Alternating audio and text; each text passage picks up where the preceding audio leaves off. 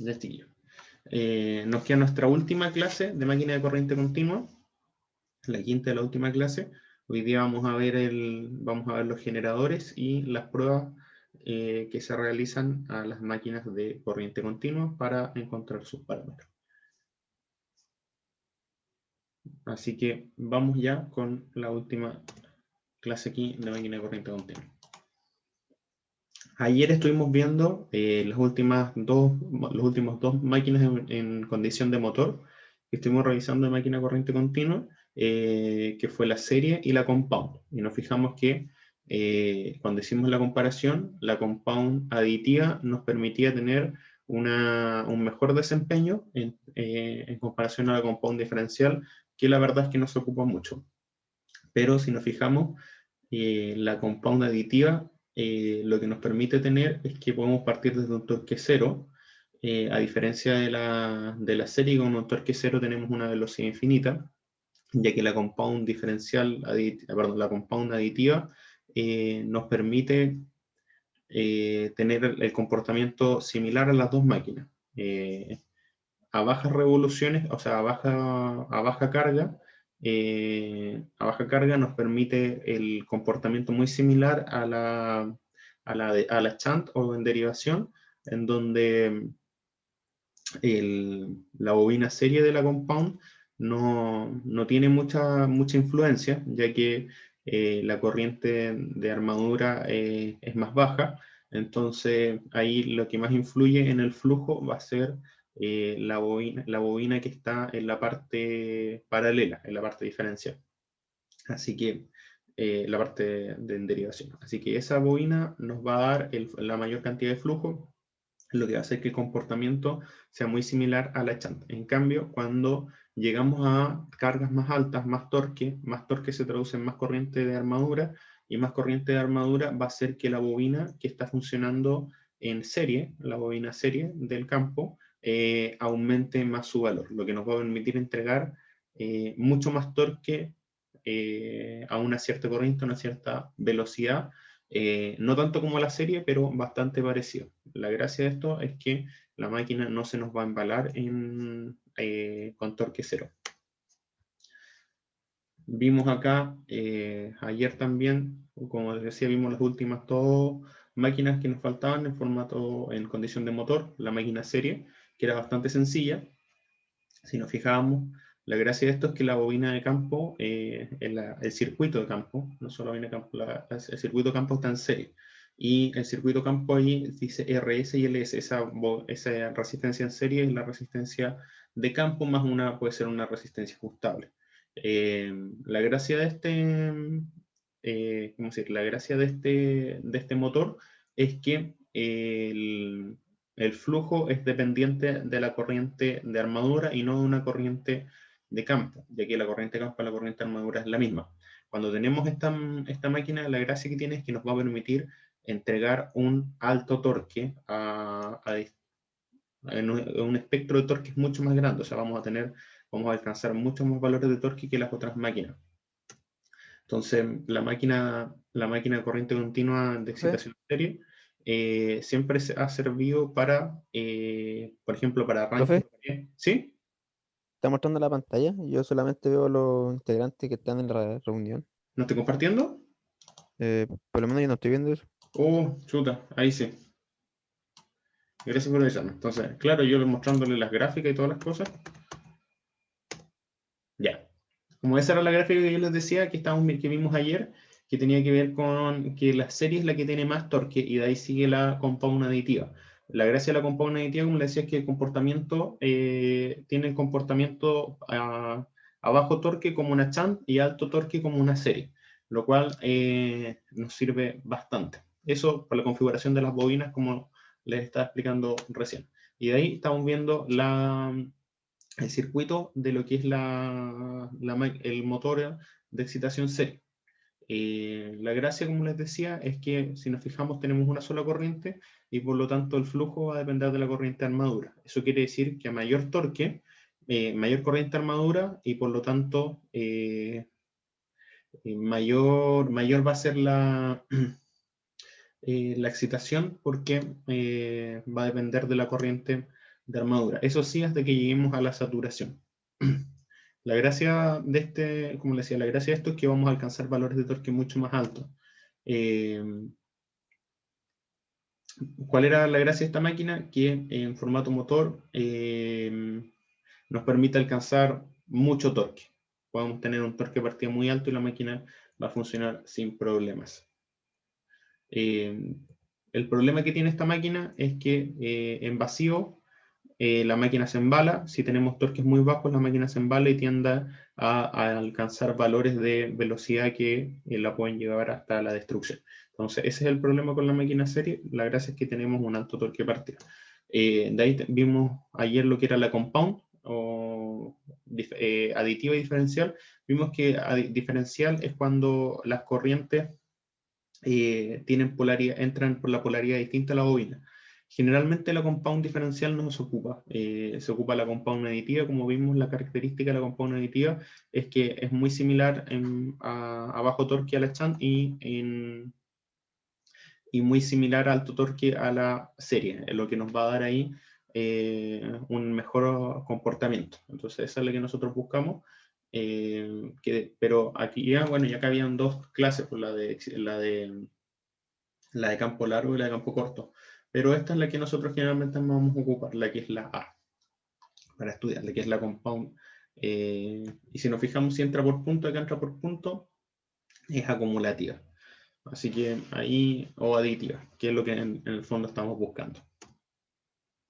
Vimos también la comparación dentro de las distintas máquinas en las características terminales, torque inducido y velocidad. Encontramos acá que la gracia, mira, si se fijan en la serie, no se le coloca porque eh, como tiende a infinito ya que esto, ya que si se acuerdan, iba variando al cuadrado de la corriente y también con el torque, acá me parece que era iba claro, iba dividiendo el torque, por lo tanto, a medida que disminuye el torque, la velocidad iba aumentando de manera mucho más alta. Y de ahí teníamos la compuesta aditiva, que la gracia es que parte de podemos tener una velocidad vacío sin problema y después vamos a alcanzar torques más altos. Entonces acá está como la característica de la enderivación y la acumulativa para torques mucho más altos. Aquí vamos a llegar hasta el torque máximo cuando llegamos a velocidad cero. Si nos fijamos acá, eh, si nos fijamos acá, en esta curva vamos a llegar hasta el valor nominal y en esta curva vamos a llegar hasta el torque máximo, hasta velocidad cero. Hasta que digamos como un rotor bloqueado, casi hasta que la máquina tiene tanto torque que se va a frenar. Por lo que la compuesta aditiva nos permite, si se fijan, llegar a muchos más valores de torque que la compuesta diferencial. Ayer, ¿qué más vimos también? Control de velocidad para la compuesta acumulativa. También vimos control de velocidad para la serie. ¿Lo puse acá o no? Control para la serie, me lo salté antes. El control para la serie vimos que solo modificando el voltaje de campo. Obviamente voltaje de campo es el voltaje en terminales. ¿Cómo se puede ajustar esto? Con una resistencia serie o maniobrando el voltaje. Pues la idea siempre es mantener un voltaje también de armadura, así que la idea sería agregar resistencia serie al campo para disminuir el voltaje ahí de campo. Pero el problema que tenemos con esto que las pérdidas son muy altas. Muchas pérdidas y cuadrado R al agregar más resistencias. ¿Por qué? Porque acuérdense que las corrientes de armadura son bastante altas. Y para la compuesta acumulativa, acuérdense que la compuesta diferencial no le vamos a ocupar, podemos ocupar las mismas formas de control que se ocupaban para la shunt o para la excitación independiente. Campo en el resistencia de campo RF, cambio en el voltaje de armadura o cambio en la resistencia de inducido o de armadura. Acuérdense que esta que vimos también la semana pasada, cada una de estas tenía características, siendo la tercera la menos eficiente al agregar resistencia y las otras 12 podía ser una combinación de ellas para distintos valores, para hasta llegar, por ejemplo, hasta velocidad nominal, podemos ocupar el cambio de voltaje inducido y después, si queremos aumentar esa velocidad, podemos ocupar debilitamiento de campo cambiando la resistencia. ¿Se entiende, chiquillos? Eso fue como el resumen de lo que vimos, de lo que estuvimos viendo ayer. Ahora, lo que nos toca ahora son ver los distintos tipos de generadores de corriente continua. Vimos todos en modo motor, y hoy día vamos a ver principalmente dos, que van a ser el de excitación independiente y el de excitación shunt, ya que el serie tiene el mismo comportamiento, va a tener como el mismo comportamiento que la serie, solo que esto nos va a servir para ir revisando cómo se desarrollan sus ecuaciones. Los motores DC se clasifican de acuerdo a cómo se produce su flujo. Vamos a revisar los primeros dos, excitación independiente y en derivación. Y los otros tienen el funcionamiento, lo que sería el serie, tiene el funcionamiento muy similar a lo que es el serie, pero no vamos a ver los compound porque generalmente no se ocupan como generadores porque son más peligrosos de usar y de controlar como forma de generador. Son ahí un poco más complicados. Generalmente el que se ocupa es como el shunt, porque necesita una sola fuente. Pero por otra parte, también se puede ocupar la excitación independiente. Ahora, tenemos más, pero esos son los que vamos a revisar. Tenemos el generador de excitación separada, ya lo conocemos, la máquina de excitación independiente, en donde el flujo de campo se deriva de una fuente de potencia y separada del generador mismo. El generador en derivación, el campo se deriva de la conexión del circuito de campo y directamente a través de los terminales del generador. Y de ahí tenemos el generador serie, que tiene el mismo circuito que el serie que estuvimos viendo ayer, el generador compuesto acumulativo, el generador compuesto diferencial. Estos no se ocupan mucho, son más peligrosos. Y el otro que se ocupa bastante, que no lo vamos a ver, pero se ocupa bastante para que lo puedan averiguar, que es como el formato más simple que se tiene, que es el generador de imanes permanentes, en donde el campo está hecho por imanes y se le conoce como dínamo. No sé si alguna vez escucharon hablar del dínamo. ¿Alguna vez escucharon hablar del dínamo, chiquillos? Sí, profe. ¿Sí? Ya. Sí, por lo menos yo sí. El dínamo, no sé si alguna vez alcanzaron a ir a las ferias tecnológicas de que hacía el departamento, cuando se hacían las competencias de robótica. Sí, ¿Se acuerdan que había una bicicleta? sí. Ya. La bicicleta tenía un generador DC. ¿Era DC o no? Me parece que sí. Me parece que sí, que era un generador DC que era imanes permanentes que uno iba pedaleando y este iba encendiendo unas ampolletas. Parece que estaba en un dínamo. Si no, en las bicicletas antiguas, siempre la gente que viajaba tenía un dínamo que hacía la bicicleta muy pesada, que conectaban una ampolletita y conectaban el dínamo y encendían a la rueda y iba girando, a medida que iba girando la rueda, iba girando el dínamo, iba produciendo electricidad para encender una lucecita. Claro que antiguamente Esto eran... ahora, o sea, todavía sigue vigente el tema del dínamo. En algunas páginas de cicloturismo venden algunas masas de ruedas que ¿Ya? tienen un dínamo integrado y en modalidad cicloturismo, en bikepacking, se utiliza mucho por el tema de que como van en bicicleta no tienen como cargar celulares y etcétera. Entonces todavía como que está vigente eso del tema del dínamo y aparte ahora que como el cicloturismo está avanzando, o sea, está tomando harta fuerza, se está vendiendo como la rueda con el dínamo para generar energía.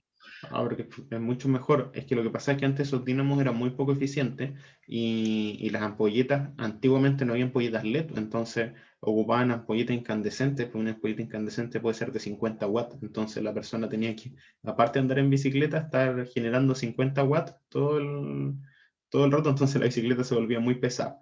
Pero claro, ahora como las cosas no tienen tanto consumo, por ejemplo, cargar un celular no requiere de tanta potencia.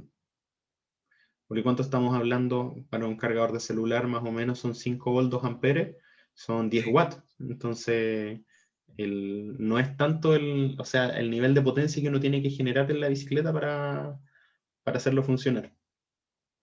Pero me imagino que ahora debe estar mucho más de moda.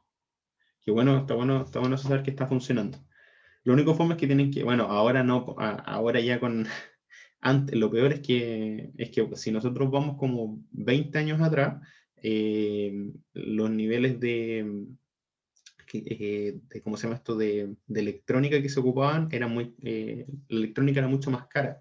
Entonces, ahora un convertidor de CDC, para que siempre saque 5 volts en un del dínamo, es súper sencillo de hacer y muy barato de implementar. En cambio, antes no, pues antes, si la persona pedaleaba más rápido, la ampolleta iluminaba más; si la persona pedaleaba más lento, la ampolleta no iluminaba casi nada. Cambio ahora con un convertidor de CDC, no importa a cuánto esté girando el dínamo, lo que esté generando, uno puede sacar siempre un voltaje constante. Lo que sí, la carga, eh, los 5 volts van a estar, pero lo que sí va a ser la corriente de carga, la potencia final.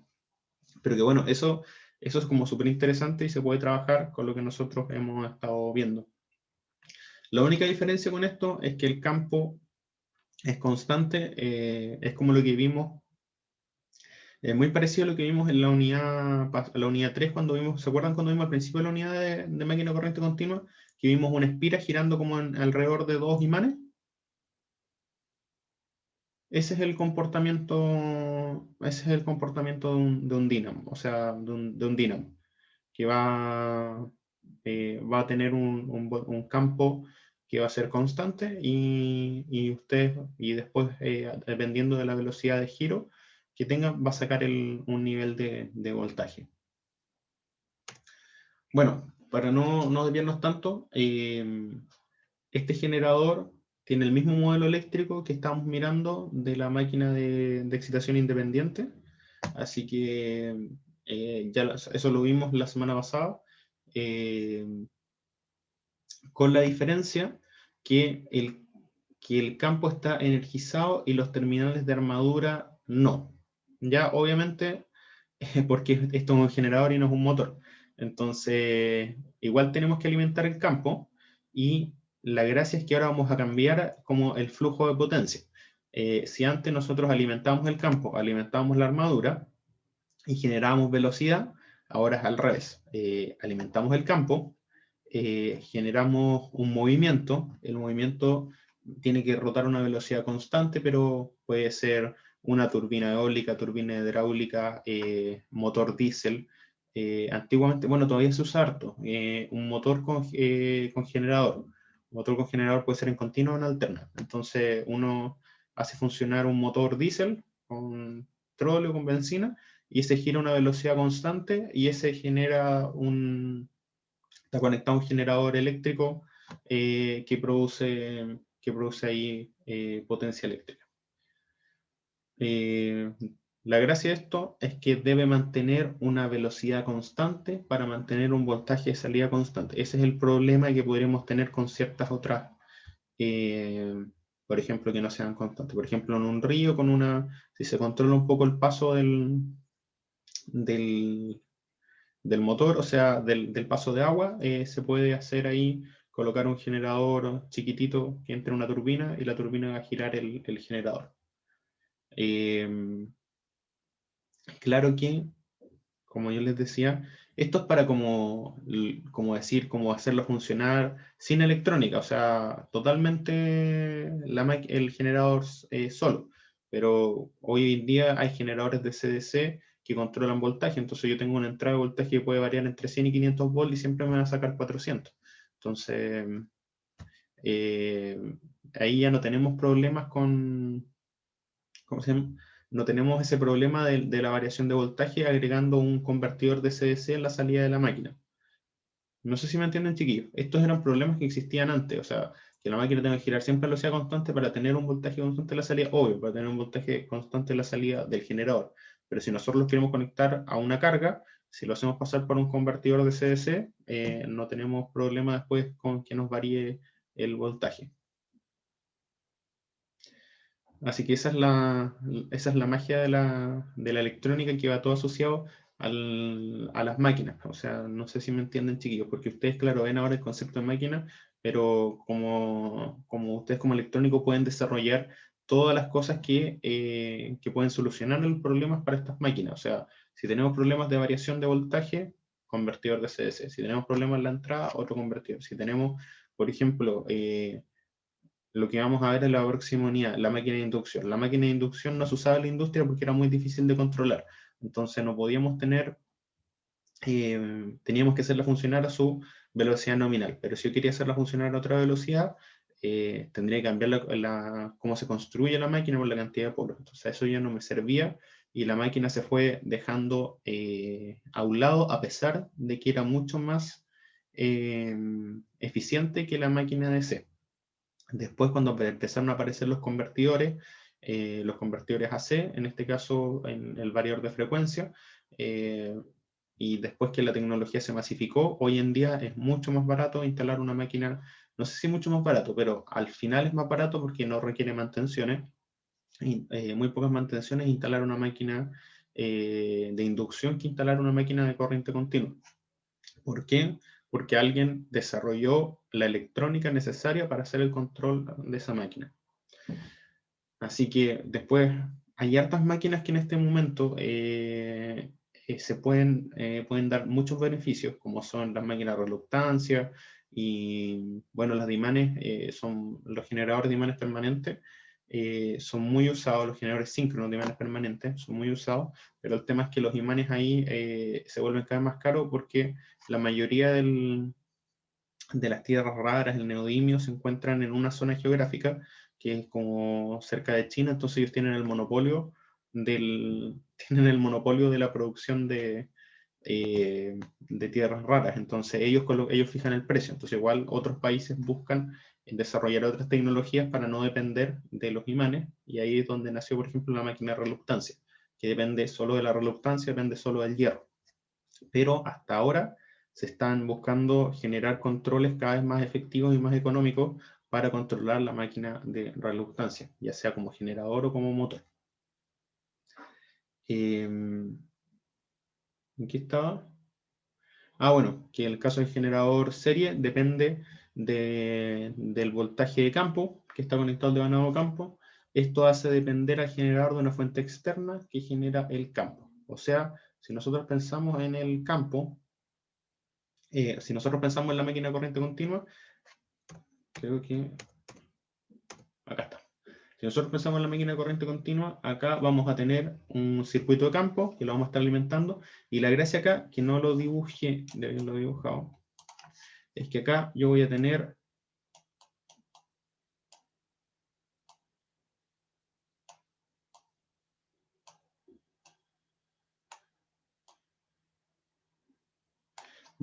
un omega m que está girando. Y ese omega m que está girando me va a dar este voltaje inducido.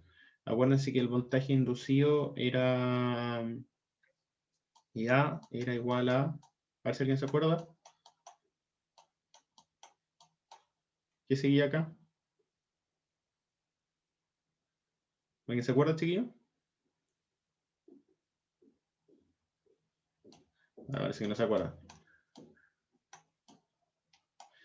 A va a depender de la constante constructiva, el flujo va a depender del circuito de campo y de la velocidad de giro. Entonces, si yo le estoy haciendo girar la máquina y le estoy alimentando el campo, voy a tener acá una salida de corriente y una salida de voltaje.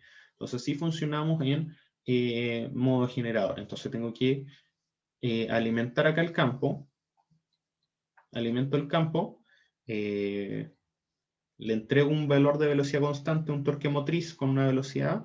La velocidad es constante. El torque acá va a depender, o sea, no es que la velocidad sea constante, pero si nosotros lo hacemos funcionar a velocidad constante, es que va a depender del flujo acá de agua que entra. Pero si esto está funcionando en vacío, no sé si me entienden, si esto está funcionando en vacío, el torque de carga va a ser menor. Entonces va a requerir, voy a poder aumentar la velocidad o va a requerir de menos torque acá inducido. En cambio, si yo le coloco la potencia nominal, voy a tener un mayor torque de carga, entonces aquí voy a tener que tener un mayor torque y voy a tener que ¿cómo se llama esto? El eje motriz que lo que está haciendo girar el eje motriz, que puede ser un motor diésel, que puede ser no sé, el agua que está pasando, cualquier cosa que se nos ocurra para moverlo, va a tener que aumentar su potencia para seguir haciendo girar esto a la misma velocidad o a la velocidad nominal. ¿Se entiende, chiquillo? ¿Vamos entendiendo cómo funciona? Porque la gracia acá es que yo voy a tener algo a la salida.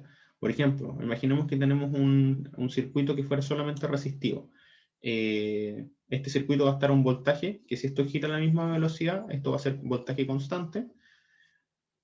O sea, como constante, va a variar un poco porque va a depender también de la corriente. La corriente acá yo voy a tener una corriente, mientras más alta sea la corriente de armadura, la corriente línea, más alta va a ser la pérdida también acá. Pero si esto está girando a una velocidad constante, esto va a ser una corriente constante, así que la pérdida va a ser siempre igual.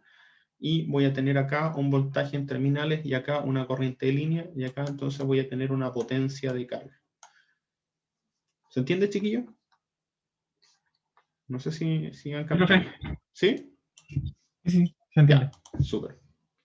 Entonces, es el mismo funcionamiento que el motor, solo que cambia el flujo de potencia. La gracia acá es que siempre en el de inducción van a entrar, perdón, en el de excitación independiente van a haber dos fuentes.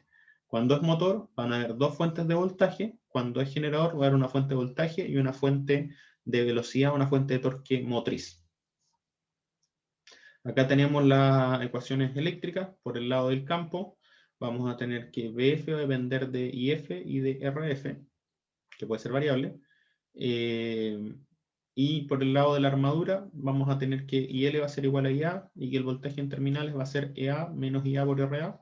Eso es la parte eléctrica, y nos falta acá que el voltaje inducido o la FEM inducida va a ser K por phi por omega m. Va a depender de ahí, de la velocidad de giro del generador. Como les estaba diciendo, decían, con lo que les estaba explicando, que la tensión generada por el GES viene dada por el voltaje en terminales, que es el voltaje generado por el generador de excitación, por el generador de continua, que va a depender del voltaje inducido. El voltaje inducido va a ser más alto que el VT, y vamos a tener de ahí las pérdidas. Como yo les decía, acá, ¿qué pasa? Al aumentar la carga del GES se produce un aumento de la corriente de línea. A medida que aumenta la corriente se produce una mayor pérdida en la resistencia de armadura, lo que provoca una caída lineal del voltaje en terminales del GES. Eso es lo que le está diciendo, porque a mayor carga, si yo lo tengo con una cierta, por ejemplo, tengo un cierto flujo de agua con un voltaje de campo normal. Imaginémonos que tengo el flujo de agua al máximo. El flujo de agua está haciendo generar una turbina, y la turbina está haciendo generar el motor a una cierta velocidad. Velocidad, pongámosle 1800 RPM. Ahora, si yo lo tenía en vacío, si yo le conecto la carga, voy a generar una mayor corriente, voy a generar una corriente de campo, una corriente de armadura. Esa corriente de armadura va a producir pérdidas en la resistencia de armadura, y por lo tanto me va a bajar el voltaje en los terminales del GES. Eso me va a provocar que una caída en la línea recta. Una caída recta del voltaje, porque va a depender de la corriente y de la resistencia. Lo anterior se cumple siempre cuando existan devanados de compensación. Acuérdense de que si no tenemos devanado de compensación, vamos a tener reacción de armadura, y la reacción de armadura hace como lo contrario, que al aumentar el torque provoca un debilitamiento. Al aumentar la corriente de armadura, provoca un debilitamiento del campo asociado, que genera una fuerza magnetomotriz que es contraria a la fuerza magnetomotriz del campo. Entonces mi fuerza magnetomotriz neta va a ser menor, y por lo tanto va a hacer que aumente la velocidad. Entonces, por lo tanto, nosotros vamos a asumir que el generador eléctrico tiene devanados de compensación. ¿Ya? ¿Se acuerdan de eso que estuvimos viendo? Hemos estado viendo en todas las máquinas cuando tienen reacción de armadura, que en vez de bajar el voltaje, o sea, en vez de bajar la velocidad, o en este caso, en vez de bajar el voltaje, va a subir por el tema de la reacción de armadura. Perdón, en este caso era al revés. El voltaje va a disminuir más, pero lo que sube es la velocidad. Cuando tenemos este sería como el voltaje en terminales, que sería constante. A medida que nosotros vamos, el VT, a medida que nosotros vamos aumentando la carga, voy a tener pérdidas por I cuadrado R, que va a ser así. ¿Cierto, chiquillos? Eso lo entendemos, súper claro. Ahora, ¿qué pasa cuando tengo reacción de armadura? Esto es cuando veo el voltaje, es distinto a la velocidad, el voltaje sube, con la velocidad sube, con el voltaje disminuye. Acá tenemos las caídas por I cuadrado R, o las caídas por IR, perdón, la caída de voltaje en este caso, las pérdidas de I cuadrado R, que este sería acá. Pero cuando yo tengo una reacción de armadura, este voltaje va a ser menor, porque el voltaje disminuye, hace que disminuya la FEM inducida. ¿Por qué? Porque estoy debilitando el campo. Entonces, si debilito el campo, en este caso, y como la FEM inducida, la velocidad sigue siendo constante, porque ahora la velocidad ya no depende del flujo, sino que lo que depende del flujo va a ser el voltaje. Entonces, veamos acá. Acuérdense que EA va a depender de K por el flujo por omega M. Ahora, omega M, si nosotros lo vemos, es una constante. No va a variar, es una constante porque depende de una fuerza externa. En este caso, depende, por ejemplo, de una turbina. De una turbina que está haciendo que esto gire. En cambio, esto es constante. Ahora, si yo debilito el flujo debería ser constante, chiquillos. Si nosotros tenemos, por ejemplo, si nosotros tenemos en un voltaje de campo constante, para este caso, por ejemplo, nosotros tenemos un BF constante, por lo tanto, el IF igual va a ser constante, y a IF constante, tengo flujo constante. ¿Cierto, chiquillos? Si yo voy a mi curva de flujo, como voy a tener, si yo siempre tengo la misma resistencia de campo, voy a tener una FMM constante. Si yo tengo una FMM constante, eso me va a generar un flujo constante. Entonces, si el flujo es constante, como sale acá, EA va a ser igual a K por el flujo por omega M. Si esto es constante, esto va a ser constante porque depende de algo externo acá, por la turbinita acá. Esto es constante. Esta es una constante y el flujo también va a ser constante. Entonces voy a tener una FEM acá que va a ser constante. Entonces BT va a ser, como decía acá, BT es igual a el EA menos IA por el RA. Acá, esta es constante, y esto va a ir variando dependiendo de la corriente. ¿Y la corriente de armadura de qué va a depender? De la carga. Entonces, a mayor carga, mayor corriente de armadura, mayor pérdida, línea recta, como está acá. Ahora, cuando tenemos reacción de armadura, este flujo ya no es constante, sino que este flujo se va a ver debilitado por la reacción de armadura. Entonces, este flujo que nosotros tenemos acá, que va a ser el EA, el flujo antes nosotros dependía, el flujo depende de la fuerza magnetomotriz, de eso se acuerdan, ¿cierto? Pero la fuerza magnetomotriz neta acá va a ser dependiente de la corriente de campo menos la fuerza magnetomotriz de la reacción de armadura partido acá en la cantidad de vueltas de la bobina, en la NF.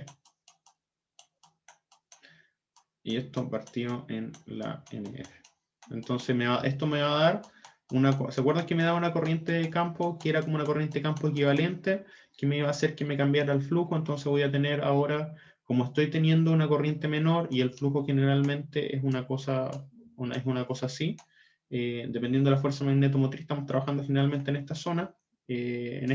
Acá tengo el flujo y acá tengo la fuerza magnetomotriz, o perdón, la IF, vamos a colocarlo en términos de IF mejor.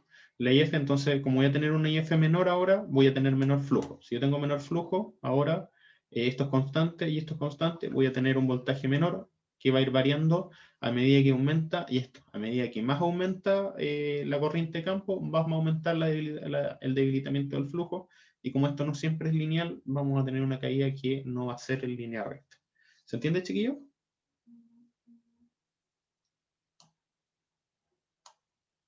¿Sí? ¿No? ¿Los perdí? Sí, profe. Ya.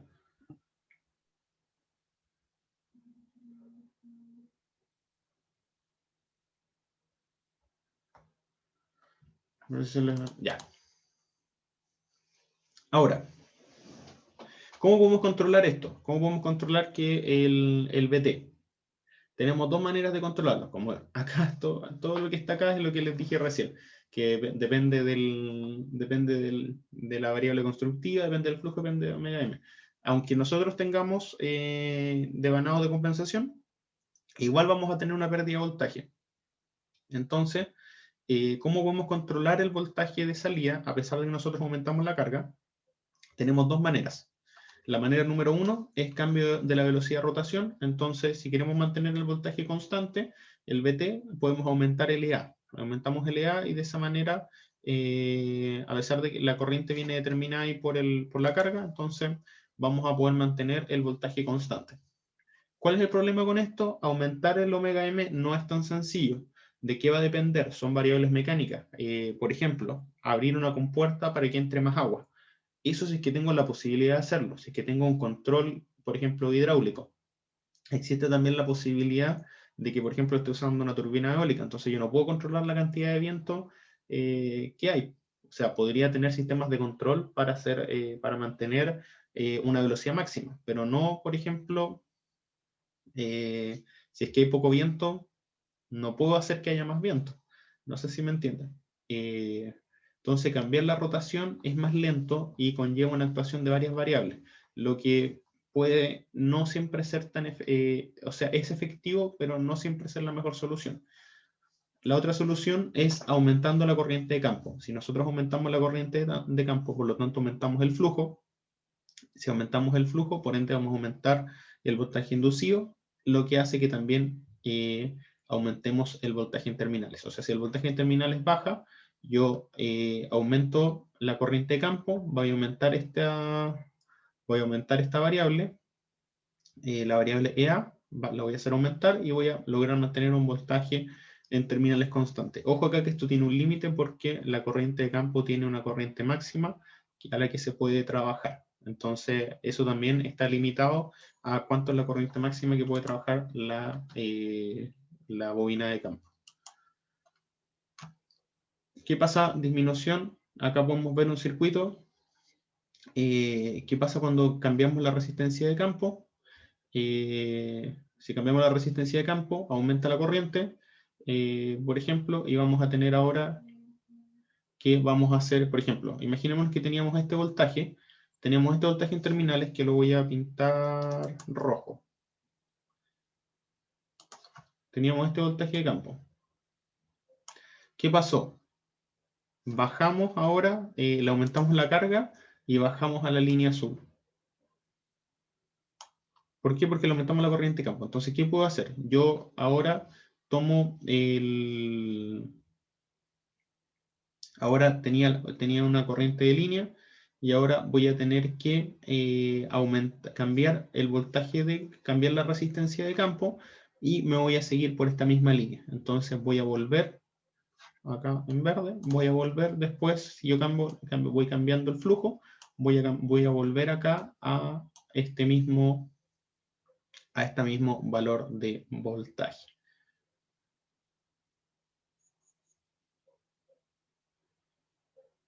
¿Ya, chiquillos?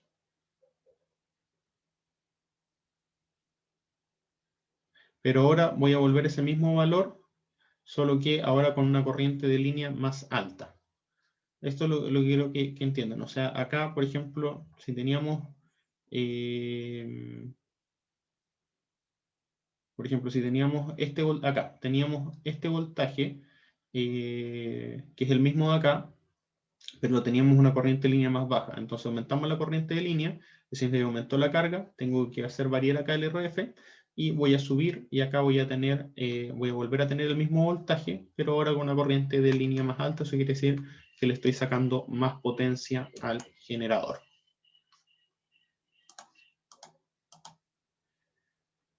Lo que les decía antes, ¿qué pasa si tengo... esto se lo expliqué en la diapo anterior. ¿Qué pasa si tengo una reacción de armadura?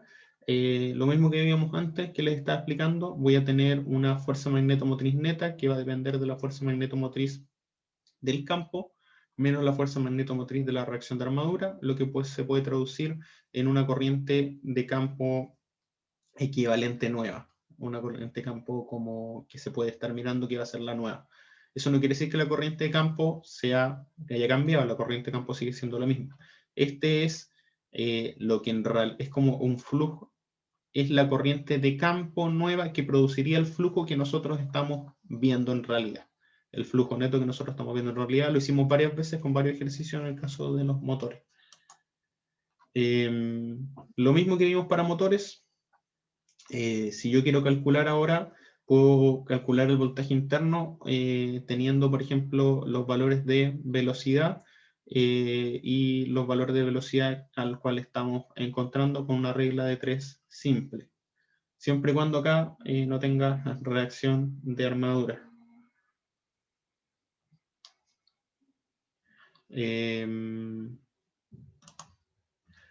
Ya, chiquillos, esto es lo mismo que estuvimos haciendo, la misma ecuación que estuvimos haciendo cuando queríamos encontrar distintos valores. Ahora, un pequeño ejemplo. Ahí se los dejo para que lo lean. Y lo resolvemos en 2 minutitos más. ¿Ya?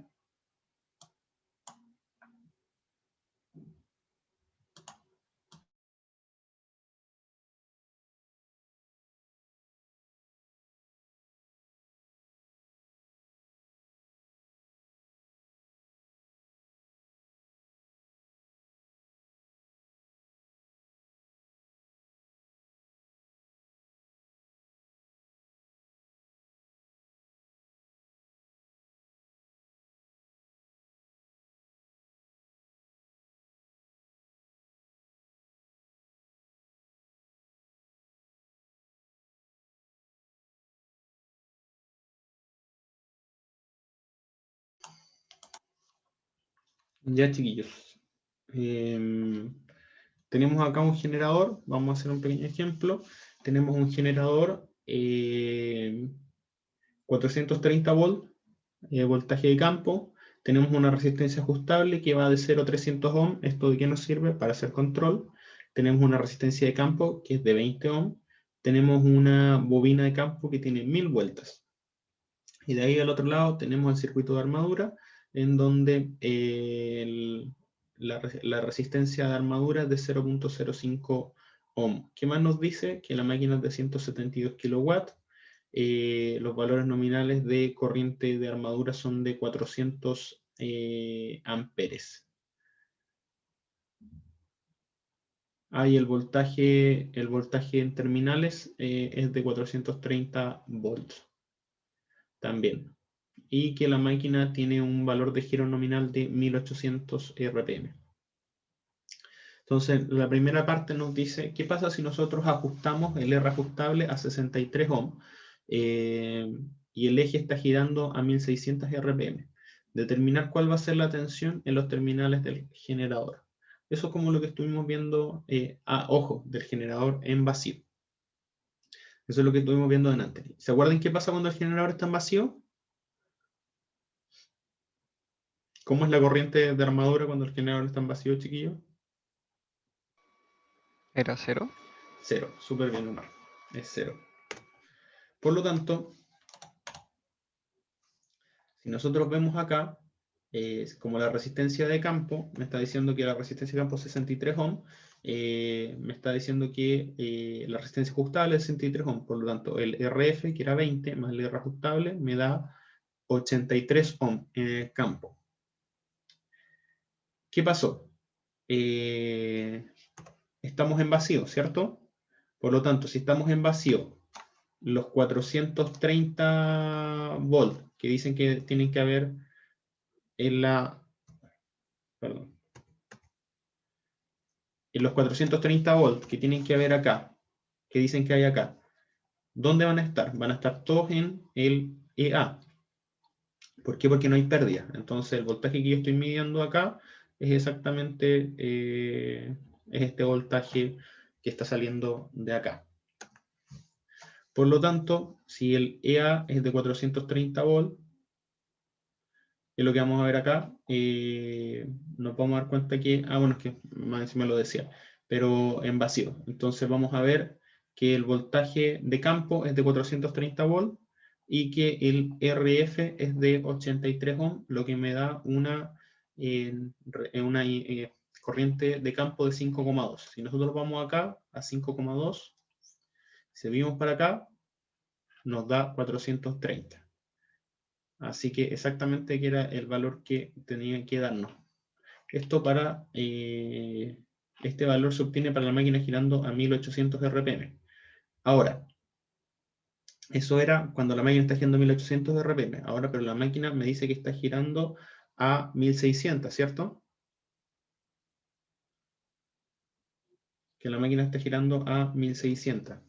Entonces tenemos que encontrar cuál va a ser el voltaje del EA real. ¿Por qué? Porque la máquina acá, perdón, los 430 volts no están, las 430 volts se producen cuando estamos girando a 1800 RPM. Entonces, ¿qué va a ser lo que vamos a analizar acá? A 1800 RPM tengo 430 volts en la salida, pero si la máquina está girando a menos velocidad, nosotros sabemos que a menos velocidad tiene que ser menos voltaje. Entonces tenemos que encontrar cuál va a ser ese voltaje. Por lo tanto, como tenemos la corriente, o sea, como ya tenemos como el voltaje, que son 430 volts, a 1800 RPM, nosotros tenemos 1600, podemos hacer la regla de 3 simple, que estaba acá, que es que, ¿se acuerdan de esta regla que ocupamos en los motores? Que N es igual al voltaje inducido a una cierta velocidad, partido en el voltaje inducido a la velocidad que queremos encontrar por la velocidad que nos están dando. Entonces ahora tenemos, perdón, esta es la velocidad que el voltaje que nos están dando. Entonces ahora el voltaje va a ser igual a la velocidad, partido en la velocidad de referencia por el voltaje de referencia. Es la misma ecuación, solo que está adecuada. Entonces, por lo tanto, vamos a tener que el voltaje a 1600 RPM, porque antes estamos viendo el voltaje a 1800, el voltaje a 1600 RPM va a ser 1600 partido en 1800 por 430 volts, lo que me va a dar 382.2 volts en el voltaje inducido, y como estamos en vacío, el voltaje en terminales va a ser exactamente el mismo. ¿Se entiende eso, chiquillos? ¿Alguna duda? ¿Consulta? Ya.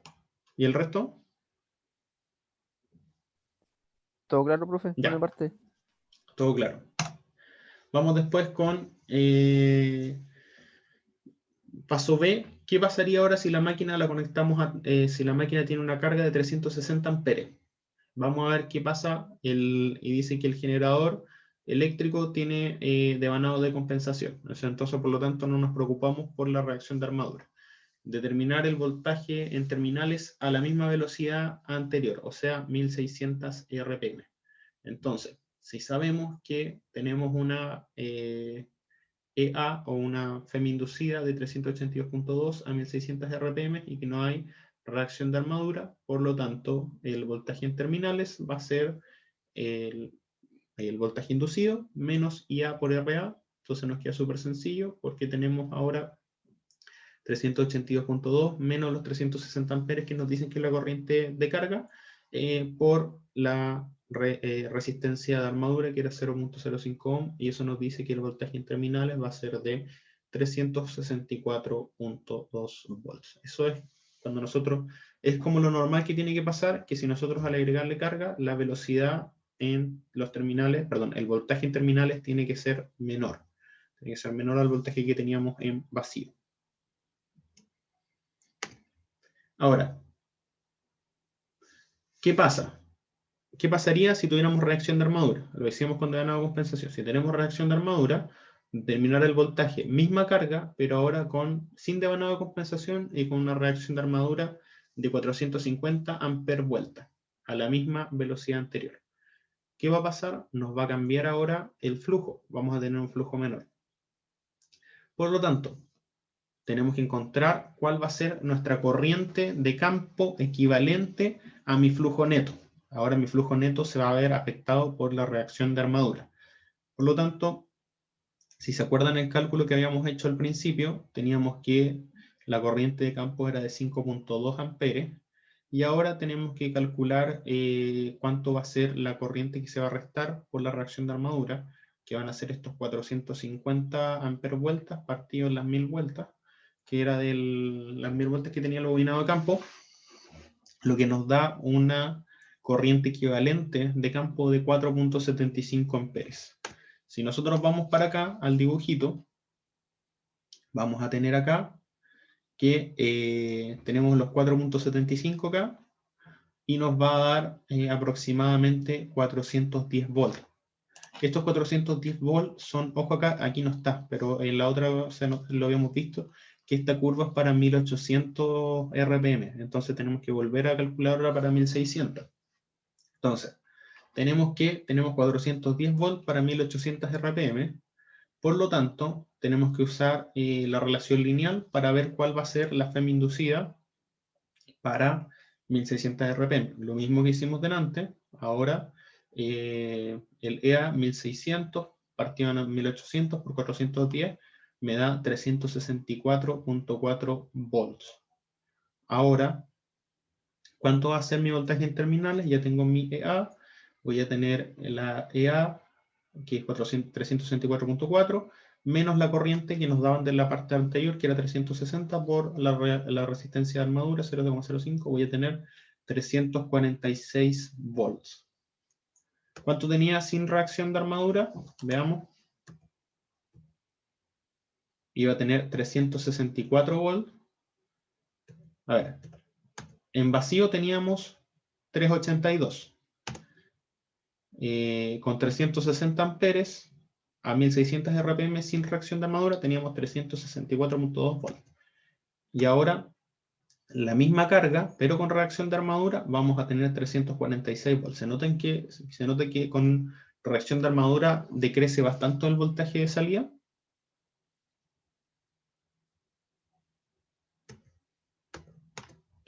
Ahora, ¿cómo podríamos hacer para que la tensión de terminales vuelva al valor que tenía en la letra A, que era lo primero que hicimos, que era la de condición de vacío? ¿Cómo lo podríamos hacer? Como le decíamos, el método de ajuste sería hacer variar la resistencia de ajuste para controlar la corriente de campo. Si nosotros controlamos al disminuir el R ajustable, vamos a aumentar el flujo de campo y a su vez vamos a aumentar el voltaje inducido. Al aumentar el voltaje inducido, voy a aumentar el voltaje en terminales. Ahora, después de eso, ¿cuál sería ese valor de reajustable? Suponer que el GES tiene devanados de compensación. Si el GES tiene devanados de compensación, vamos a volver a la primera parte donde teníamos 364 volts. Y queremos volver a tener los 382 volts que eran cuando estábamos en la condición de vacío. Cuando estábamos en vacío teníamos 382 volts. Entonces, después teníamos, cuando teníamos devanado de compensación y teníamos 360 amperes de carga, íbamos a tener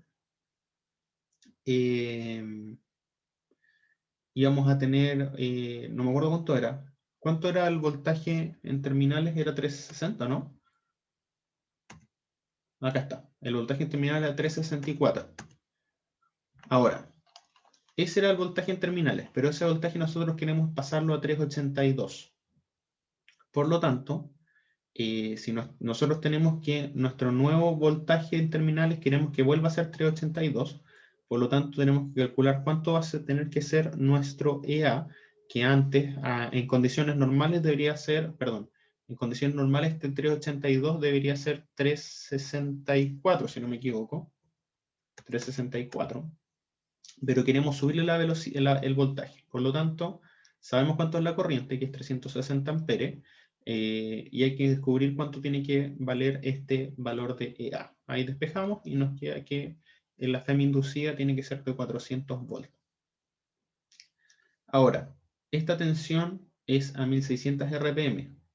Para encontrar la corriente de campo usando la curva, debemos usar la relación de tensiones. Por lo tanto, ya. ¿Qué pasó acá? Estos 400 volts son a 1600 RPM. ¿Se acuerdan de esos chiquillos que tenemos que asociarlo? Entonces, pero nuestra tabla está para 1800. Entonces tendríamos que ver acá cuál va a ser, para ir a revisar la tabla, tendríamos que ver cuál debería ser esta EA, pero para 1800, para encontrar la corriente de campo que va a estar en la tabla. Entonces volvemos a hacer la transformación acá y encontramos cuánto tiene que ser nuestro EA0, y nuestro EA0 debería ser de 450 volts para 1800 RPM. Acuérdense que esta tabla es de 1800 RPM. A pesar de que nuestra máquina está girando a 1600, es como para encontrar la corriente de campo que tiene que haber y por lo tanto encontrar la resistencia. A 450 vamos acá, 450, encontramos acá, bajamos y nos da un valor de 6.15 amperes. Por lo tanto, la IF que nosotros necesitamos tiene que ser una IF de 6.15 amperes. Ahora, esta IF, ¿cómo la vamos a calcular? Como el valor de los 430 volts, que es el voltaje constante de campo, partido en 20, que es la resistencia de campo, más el R ajustable. Entonces despejamos acá y nos va a quedar que el R ajustable va a quedar ahora en 50 ohms. ¿Se acuerdan cuánto era al principio? 63, ¿o no? ¿Chiquillos se acuerdan? Entonces con 63 ohms de reajustable a 1600 RPM con una corriente de 360 amperes, yo tenía 364 volts en la salida de voltaje terminales. Ahora, si yo cambio este reajustable, después de todo este cálculo, a 50 ohms, voy a cambiar a 50 ohms, entonces por lo tanto mi corriente de campo va a ser mayor. Al tener una corriente de campo mayor, voy a tener mayor flujo, por lo tanto voy a tener un voltaje mayor en la FEM inducida y por lo tanto un voltaje mayor en el voltaje de terminales. Así que teniendo eso, nos va a dar que vamos a volver a tener los 382 volts en la salida. Ahora, eso, si yo tengo 382 volts en la salida, voy a tener 400 volts en la FEM inducida.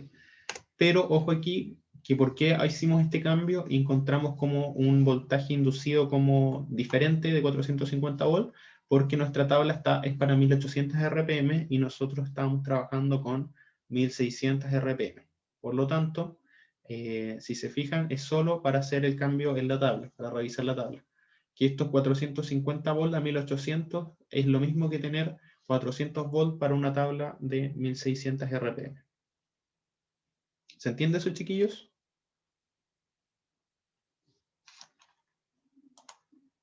¿Sí? Sí, profe. Ya. Igual es harto concepto, sí. Sí, es harto concepto, pero me interesa que vayan viendo, que se vayan fijando como en el procedimiento de lo que hicimos. Si vamos desde el principio, me interesa que esto lo entiendan. Vamos desde el principio, lo primero que hicimos fue calcular cuánto iba a ser el voltaje en terminales para la condición de vacío si nosotros bajamos la velocidad de la máquina. Antes nos decían que la máquina estaba a 1800, ahora vamos a probar a 1600 y nos dicen cuánto está ajustado el R ajustable. Así que lo que hicimos fue calcular el R final, que nos dio 83 ohms, y calculamos la corriente de campo. La corriente de campo nos dio 5,2, íbamos a la tabla, 5,2 nos dio 430 volts. Pero esos 430 volts es para una tabla de 1800 RPM. Entonces, como nos dicen que nuestro generador está girando 1600, tenemos que hacer ahora la equivalencia lineal. Por lo tanto, como está girando más a menor velocidad, obviamente vamos a tener un menor voltaje. Por lo tanto, hacemos es como una regla 3 simple. Hacemos nuestra regla 3 simple acá, nuestra equivalencia lineal, y nos va a dar que el voltaje entonces no es 430 volts, sino que es 382 volts. Entonces ahí encontramos, por ejemplo, el mismo voltaje de vacío, pero para una velocidad menor a la que nos estaban dando, que antes era 1800, ahora es 1600. Después me dicen, ¿qué pasa si ese mismo circuito que uno tiene le aplica carga? ¿Cuánta carga? 360 amperes. Hacemos, sí, y con devanado de compensación, por lo tanto no hay reacción de armadura. Encontramos ahora que nuestro voltaje en terminales decreció, ya no es 382.2, sino que es de 364.2, lo cual es obvio porque estamos disminuyendo, estamos aumentando la carga. Al aumentar la carga, aumenta la corriente, disminuye el voltaje. Después me dicen, ¿qué pasaba si ese mismo circuito que usted estaba haciendo funcionar, que sacaba 364.2 volts con 360 amperes, ¿cuánto es eso en potencia? A ver, veamos.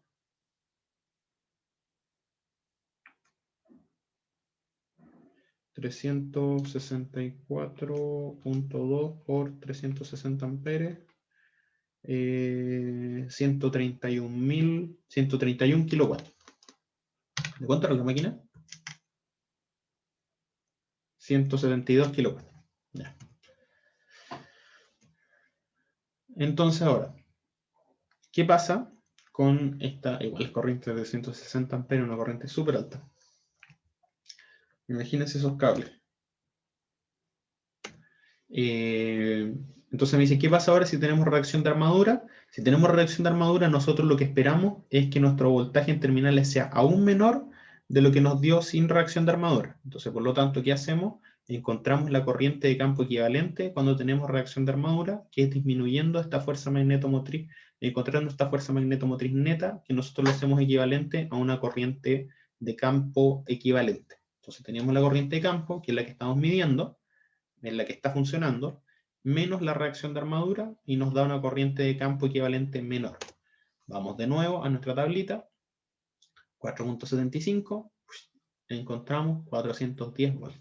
Pero estos 410 volts nuevamente son a 1800 RPM y mi máquina está girando a 1600. Tengo que hacer la equivalencia lineal para encontrar cuál va a ser ese voltaje a 1600. Sabemos que ese voltaje va a ser menor, porque a menor velocidad, menor voltaje. Hacemos la equivalencia acá y nos dice, ahora ya, estos 410 volts a 1800 RPM es equivalente a 364.4 volts a 1600 RPM.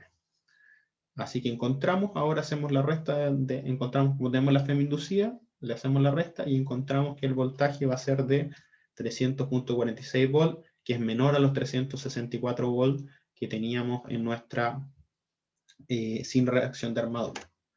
Después me pregunta, ¿se puede volver a la velocidad, a la primera velocidad 382 volts? Sí, sí se puede. ¿Cómo? Si aumentamos el flujo. ¿Cómo aumentar el flujo? Disminuyendo la resistencia de campo. Entonces, al disminuir la resistencia de campo, aumenta la corriente de campo, por lo tanto va a aumentar el flujo. Vamos a ver cuánto tendría que aumentar para que volviéramos a 382 volts sin devanado de compensación. Entonces encontramos nuestra EA equivalente, o sea, nuestra FEM inducida, 400 volts nos da, pero esos 400 volts nuevamente son a 1600, mi tabla es para 1800. Entonces digo, tengo que encontrar el equivalente de la FEM inducida para 1800 RPM, si para 1600, 400 volts. Entonces sabemos que si para 1600, 400 volts, para 1800, como son directamente proporcionales, va a ser un voltaje mayor. Lo que nos da después de hacer el cálculo, 450 volts. Vamos a la tabla, vemos estos 450 volts y nos da acá 6.15 amperes. ¿Por qué estamos haciendo esto? Porque tenemos que pasarnos ahora al circuito de campo y encontrar cuánto va a ser la R ajustable que estamos buscando. Para eso tenemos el voltaje que es constante, el voltaje de campo, pero tenemos que ver cuánto va a ser la corriente de campo. La corriente de campo es de 6.15 amperes. Por lo tanto, si nosotros hacemos el cálculo acá, el R ajustable me va a dar de 50 amperes. Ahora, queda pendiente, ¿qué pasaría si tengo la reacción de armadura? Ese va a quedar pendiente para ustedes, chiquillos, para que lo desarrollen.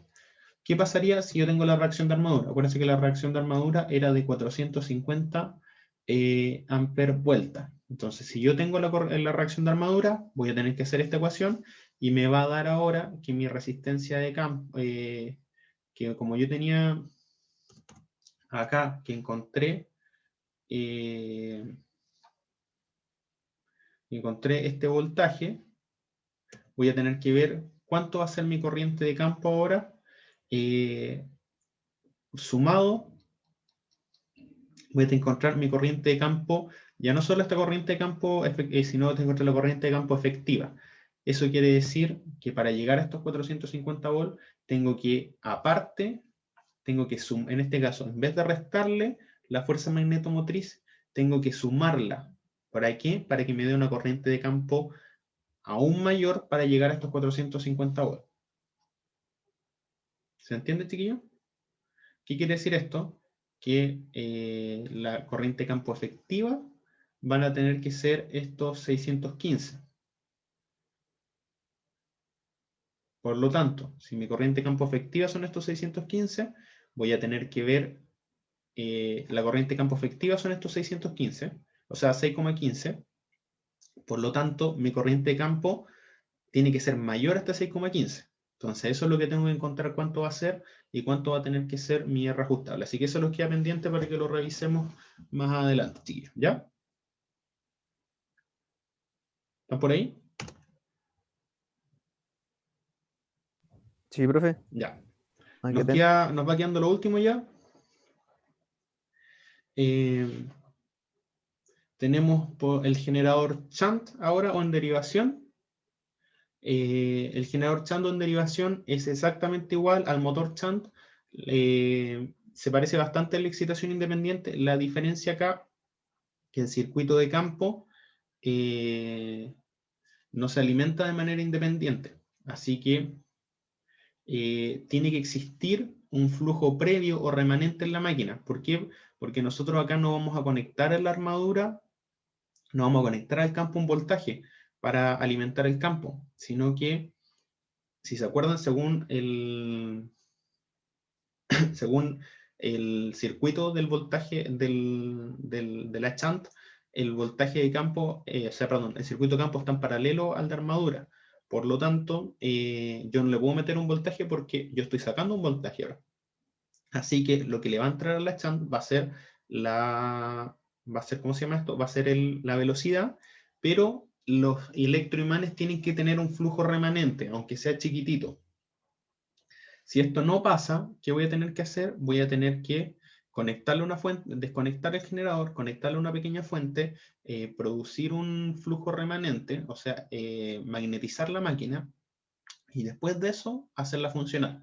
¿Por qué? Porque ¿qué pasa? Pasa que esta máquina tiene, con un flujo remanente chiquitito, la máquina inicial se va a autogenerar una tensión inducida, la cual va a ser muy pequeña, pero que va a ir escalando como una retroalimentación positiva, hasta llegar hasta la tensión nominal.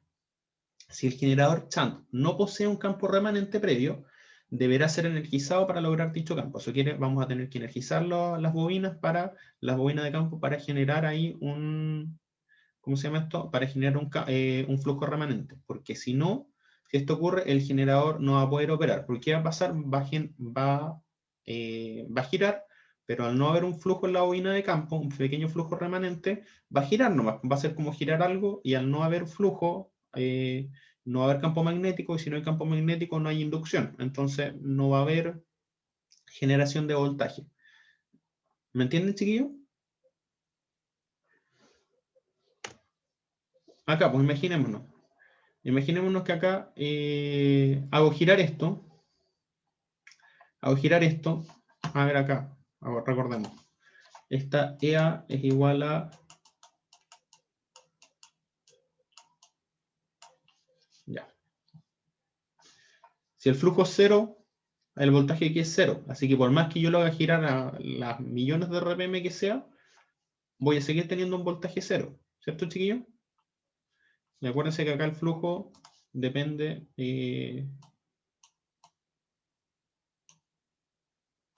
el flujo depende de la fuerza magnetomotriz. O sea, el flujo, entonces por lo tanto, el flujo depende de IF. Por lo tanto, como aquí yo tengo conectado una carga, imaginemos que tengo conectado una resistencia. Si acá no hay, si no hay un pequeño flujo, aunque sea, si no hay una pequeña corriente IF, que se genera por un flujo remanente, un pequeño flujo remanente, esto va a ser cero, y por lo tanto, por más que haga girar esto, acá nunca voy a sacar un voltaje. En cambio, si yo acá tengo, acuérdense que, ¿se acuerdan cuando vimos los núcleos ferromagnéticos? Que hay una pequeña, siempre hay un pequeño flujo remanente. Si yo tengo un pequeño flujo remanente, aunque este flujo remanente tienda a cero, pero aunque sea pequeñito, este flujo remanente me va a generar acá un voltaje, porque voy a tener K por un pequeño flujo por omega M. Entonces, se va a ir haciendo cada vez... Es que, a ver si me entienden, chicos. Veamos, si yo tengo acá un pequeño flujo, aunque sea un flujo que tienda a cero, esto va a hacer que acá yo tenga...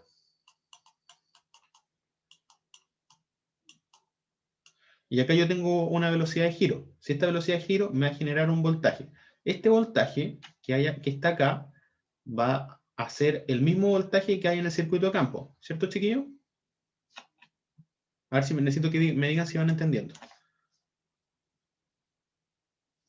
Aunque hay un pequeño flujo acá, ese flujo va a generar un voltaje y este voltaje va a generar una corriente de campo. Y esta corriente de campo nueva va a generar un flujo mayor. Entonces, si genera un flujo mayor, ahora voy a tener un flujo mayor, voy a tener más voltaje. Ahora tengo más voltaje, voy a tener más corriente de campo. Luego, así y así voy dando una vuelta. ¿Se entiende? Entonces, cada vez esto va a ir creciendo, que lo vamos a ver en una gráfica ahora.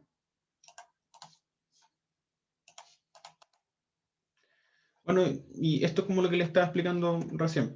Tengo corriente de campo, el generador, el IA va a ser igual a IF más IL, BT va a ser igual a EA menos IRA, se mantiene, y F va a ser voltaje en terminales partido en RF. Ya, esto es lo que me interesa. Después volvemos para acá atrás. Esto es lo que me interesa que podamos entender. Ya, chiquillos. Tengo acá EA, voltaje en terminales, y acá tengo IF. Imaginemos que tengo un flujo muy pequeño, tendiendo a cero. Voy a partir acá. ¿Por qué voy a partir acá? Porque esta máquina va a estar girando y voy a tener un flujo pequeñito, y ese flujo pequeñito va a generar entonces una tensión inducida pequeña. Esa tensión inducida pequeña va a generar una corriente de campo que va a ser mayor a la que teníamos al principio, que al principio era cero. Entonces voy a generar una corriente de campo un poco mayor. Eso va a ser ahora, según la curva de magnetización, que yo empiece a subir un poco, hasta acá. Va a subir mi EA y por lo tanto va a subir mi corriente de campo. Es como, esta es la línea BT contra IF. Entonces imaginemos, esto va a ser así. Va a llegar acá y por lo tanto va a subir acá. ¿Por qué? Porque yo aumenté la IF. Al aumentar la IF, aumenta el flujo, aumenta el voltaje inducido. Y así vamos subiendo acá. De luego lo mismo, se repite el proceso. Tengo un voltaje inducido mayor, lo que genera una corriente mayor, lo que genera un mayor flujo. Volvemos a saltar para acá. Luego repito el proceso, repito el proceso, repito el proceso, hasta que nos encontramos acá con nuestra zona de saturación, donde se topan estas dos, donde se topa esta recta, que va a ser la recta de RF. ¿Por qué? Porque aquí vamos a llegar a la zona de saturación. Entonces, Vamos a llegar justo al punto de saturación. Esta es mi curva de magnetización. La curva de magnetización lo voy a hacer en rojo. La curva de magnetización normal, ¿se acuerdan? Con un codo.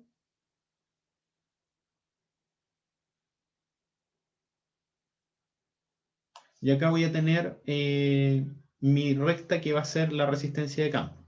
Porque de la resistencia de campo va a depender cuánto va a ser el IF. Porque acá a medida que vaya aumentando el voltaje, va a ir aumentando el IF linealmente dependiendo de la resistencia de campo. Y esa recta, vamos a dejar en verde, que está acá. ¿Ya? Entonces esto es una retroalimentación positiva que va a llegar hasta este punto. Cuando ya llegue a este punto, por más que yo aumente el IF, esto va a seguir para acá y se va a estancar en este punto, que va a ser como la corriente de campo como nominal. Vamos a llegar hasta este punto y se va a estancar solita la máquina y va a llegar acá y se va a mantener estable. ¿Ya, chiquillos? ¿Me entienden eso? El tema de la retroalimentación positiva que se produce con la máquina Chant.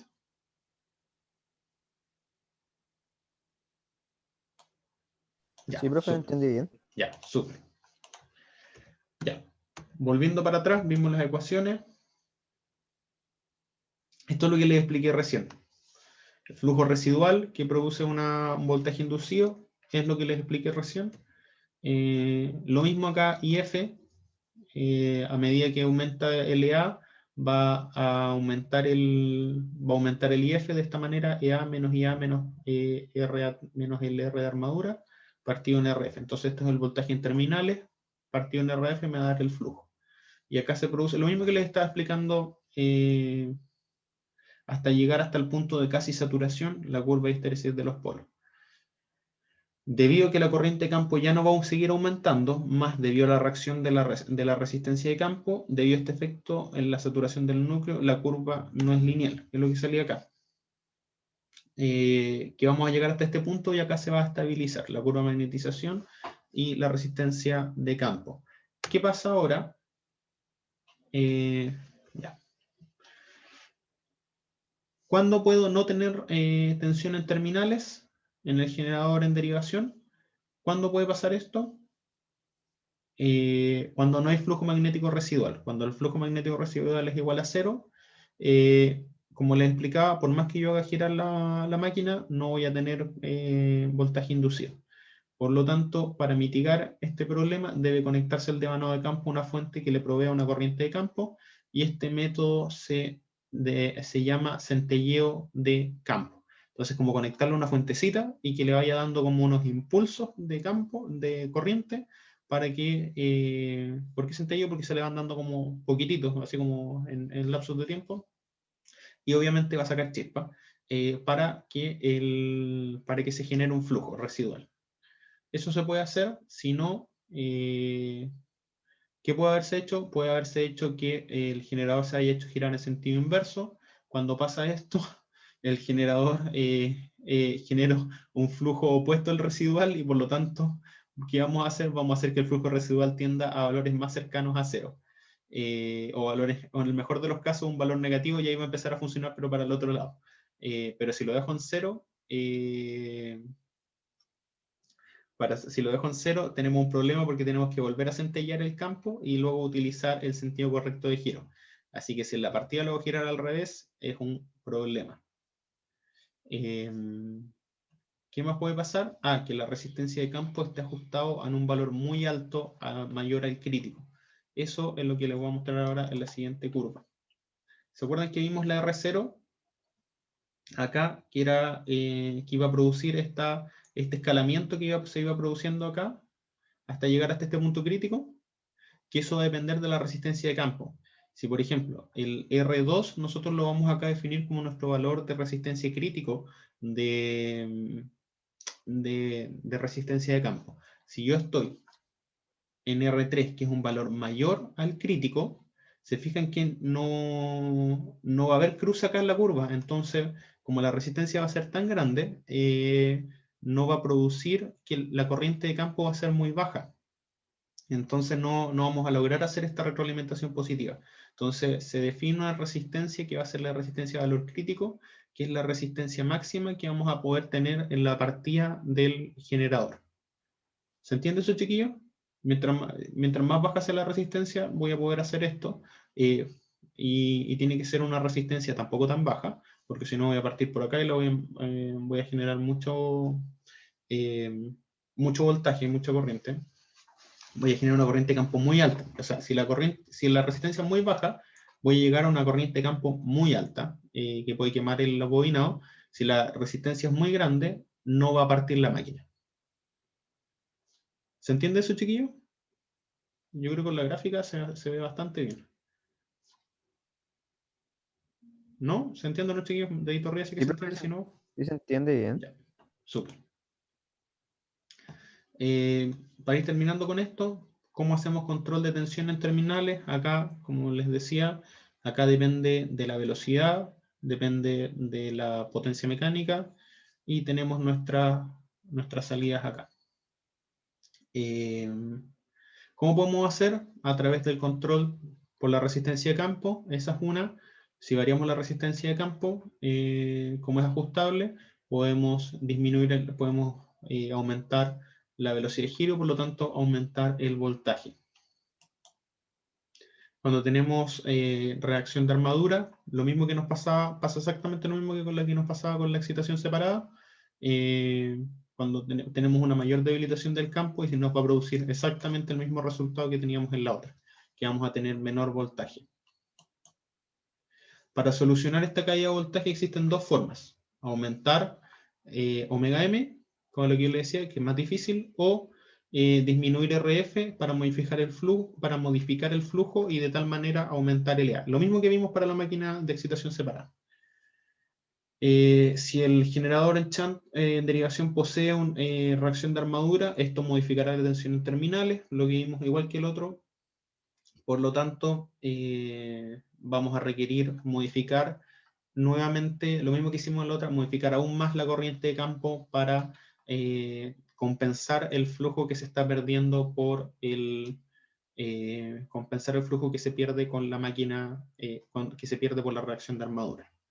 Ahora, si nosotros nos fijamos y veíamos acá la curva LRF, acá, versus acá, en el caso, esta es la curva que vimos delante, pero ahora, ¿qué pasa cuando tengo reacción de armadura? Voy a tener una pérdida mayor. Entonces, en vez de, por ejemplo, si nosotros vamos acá, nosotros vamos a tener que a cierta resistencia, perdón, a cierta corriente de campo, yo voy a tener cierto voltaje, acá. ¿Se fijan, chiquillos? A ver si lo dibujo. Acá, este punto de acá.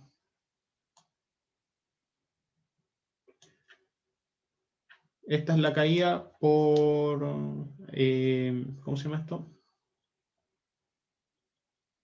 Perdón. Si yo tengo cierta corriente de campo, este sería mi voltaje, ¿cierto? No sé si me siguen.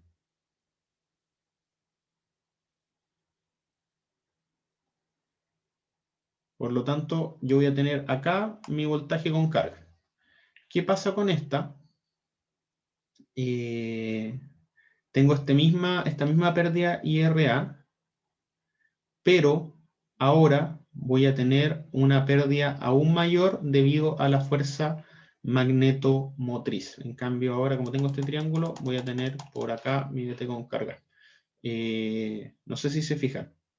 ¿Por qué? Porque voy a tener una VT menor debido a que mi corriente de campo efectiva va a ser menor. Entonces voy a tener una mayor pérdida. Antes era una línea recta, ahora es un triángulo acá. Entonces este de acá va a bajar hasta este punto. Eso sería con el término de los generadores. Con eso terminamos lo que es generadores. Como les decía, chiquillos, al final, cuando tengo reacción de armadura, lo que se produce es que voy a tener una mayor pérdida de voltaje. ¿Por qué? Porque estoy generando menos campo y por lo tanto menos voltaje inducido. Ahora nos quedan 5 minutos y terminamos, chiquillos. Son 2 pruebas, que son las pruebas que tienen que hacer la próxima semana en el laboratorio. Tenemos los ensayos que se le hacen a las máquinas DC, tenemos la prueba de vacío y la prueba de rotor bloqueado. Aquí tenemos las máquinas grandes que están en ¿cómo se llama esto? En la U, en el laboratorio. Y tenemos 2 pruebas. La primera prueba es la de vacío. En la prueba de vacío vamos a desconectar la máquina generadora porque, ¿cómo se llama esto? Cuando hacemos las pruebas, en la máquina DC siempre tenemos una máquina DC y una máquina impulsora. Entonces, en la primera vamos a desconectar la máquina generadora y solo vamos a conectar el campo a la máquina impulsora, que vamos a ocupar en este caso la máquina DC como una máquina impulsora, entonces como un motor. Cuando tenemos este motor, ¿qué vamos a hacer? Solo vamos a conectar el campo, ya no le vamos a conectar corriente a la armadura, y vamos a hacer pruebas a distintas fracciones del valor nominal, eso solo con el campo, ajustando la armadura. Por ejemplo, vamos a tener un voltaje hasta llegar hasta el voltaje constante, al voltaje máximo. En este caso me parece que para la corriente que es de 125 volts, sí, esta es de 125 volts, y tenemos que, por ejemplo, para este generador acá, el campo es de 0.85 amperes, ¿ya? Y el voltaje de campo es de 125 volts. Por lo tanto, tenemos una R ajustable acá y vamos ajustando el voltaje de campo y vamos obteniendo distintas corrientes de campo de acuerdo hasta llegar hasta el 100%, que sería la corriente nominal. Con eso hacemos una tabla y con esa tabla, nosotros teniendo el valor del R ajustable, teniendo el valor del voltaje de campo y teniendo el valor de la corriente, podemos encontrar el valor de la resistencia de campo, ¿ya? Además, si nosotros conectamos una sonda y medimos con un osciloscopio, vamos a poder ver ante un impulso, si nosotros le conectamos la fuente con un switch y la encendemos, vamos a poder ver cómo es el comportamiento de la corriente en el tiempo. Por lo tanto, a ver, lo voy a dibujar acá, para que ustedes también lo desarrollen ese día. Imaginémonos que esa es nuestra eje corriente en el tiempo y ustedes en el osciloscopio lo que van a poder ver es lo siguiente. Aquí estamos así en el tiempo y de repente empieza la corriente así. Entonces, si aquí tenemos hasta llegar hasta nuestra corriente nominal, si ahí tenemos el 100%, nosotros podemos calcular el tau de este circuito, porque es un circuito RL, si se fijan, es un circuito RL. Y si tenemos ahora el valor de R, podemos calcular el valor de L tomando el tau. ¿Se acuerdan cómo calcular acá? Con el 63% encuentro el tau, y ese tau va a ser L partido en R. Si tengo el valor de R, puedo encontrar el valor de L. Así podemos encontrar el valor de L y R del circuito de campo. Después, la otra prueba que se realiza es la prueba de rotor bloqueado. En la prueba de rotor bloqueado se bloquea eléctricamente el rotor y se eleva la corriente de armadura hasta un valor nominal. Ahí se toman los valores de voltaje y corriente de la armadura. Ya vamos a bloquear el rotor. ¿Cómo lo vamos a bloquear eléctricamente? Con una máquina que le genere un torque tan grande que no lo pueda mover.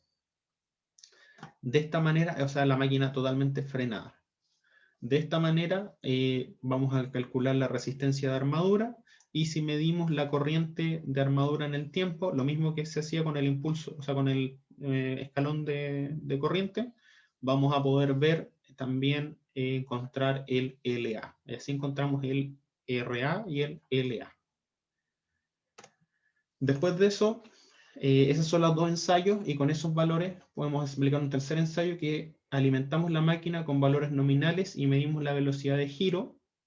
Posterior a eso, a los valores medidos encontramos el valor de EA. Recordar que el voltaje en terminales también tenemos que restarle aproximadamente de 2 volts en las pérdidas en escobillas, y tenemos que restarle la corriente por la resistencia de armadura. Así lo podemos encontrar entonces el valor de EA, y podemos decir que EA es K por phi por omega m. Como estamos midiendo el valor de omega m, encontramos el K por phi. Es difícil, chiquillos, separar la constante K del phi, ¿ya? ¿Por qué? Porque no tenemos cómo medir flujo. Si tuviéramos un medidor de flujo de corriente, un medidor de flujo magnético, podríamos medirlo y separar el K, pero si no, vamos a asociar estas dos variables como una sola. Generalmente la asumimos como constante. Y por último, podemos calcular B, que son las pérdidas de roce y ventilación, en donde desacoplamos ambas máquinas y seguimos trabajando con la máquina como motor, pero totalmente en vacío. Hacemos de nuevo la máquina funcionar en vacío. Gracias a ello el torque de carga va a tender a cero, no va a ser cero, y podemos medir, y al igual que la aceleración angular también va a ser cero porque vamos a estar a una velocidad constante. Con eso medimos la velocidad de giro y despejamos B. Como ya obtuvimos el K, phi, podemos medir la IA en vacío y lo dividimos en el omega m que vamos a estar midiendo y por lo tanto podemos encontrar B. Eso serían, chiquillos, eso serían todas las pruebas que tendríamos que hacer la próxima semana. No sé si tienen dudas, chiquillos. Si no estamos listos ya con la unidad de máquina de corriente continua.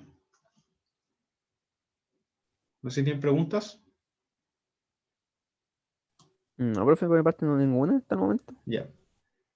Hemos llegado a 5 estudiantes, creo que ya están un poco reventados, pero ya va quedando menos, chiquillos. Nos queda la última unidad, que van a ser como 2 semanas y media después del laboratorio, y terminamos, que sería la unidad de máquina de inducción.